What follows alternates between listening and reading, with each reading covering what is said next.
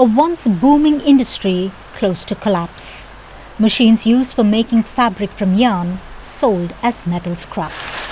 The city of Bhiwandi in India's western state of Maharashtra has the largest number of power looms in the country. Now, many are closing, with their workers being laid off. And that's worrying those like Ansar Ahmad. He fears he may lose his job after the loom facility he works in cut production. The situation is very bad. We are struggling to make a living. The looms are not functioning even 12 hours a day. What can you do if you make about $36 a fortnight?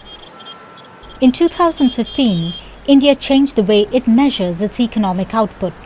And ahead of elections, Prime Minister Narendra Modi's government has revised calculations to show growth of nearly 8%.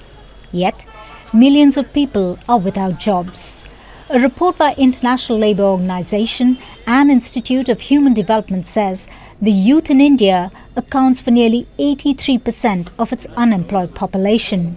For voters, the lack of jobs is the most pressing issue. I am unemployed, so I have voted on the issue of unemployment. Whoever forms the government should give jobs to the young. According to Forbes, India has produced a record 200 billionaires this year. And a study from the World Inequality Lab says the top 1% hold more than 40% of the country's wealth. Critics say India's growth story is limited to a very small group.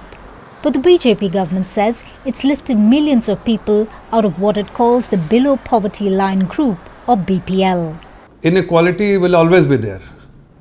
But whether it's shrinking, yes, it is shrinking, it's not widening. It is shrinking. That's why you have now new middle class, because people have come out of the BPL criteria to the lower middle class and eventually becoming a new middle class and middle class and upper middle class as well. So 25 crore people, means 250 million people have come out of the BPL category, means below the poverty line category. As Modi seeks a third term in office, the BJP says it will spend more than $130 billion on infrastructure projects. In the past, it's used welfare schemes to compensate for a lack of jobs.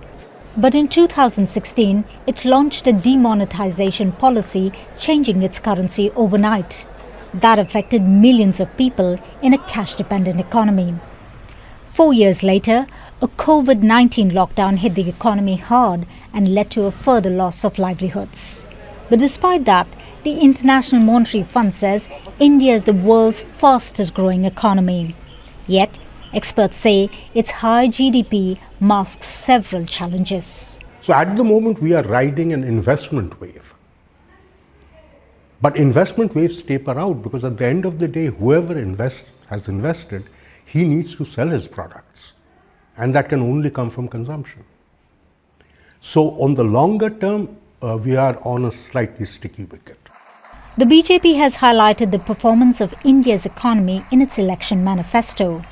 But with employment a major issue among voters, strong economic growth without jobs may not resonate with them.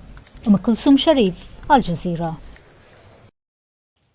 Make sure to subscribe to our channel to get the latest news from Al Jazeera.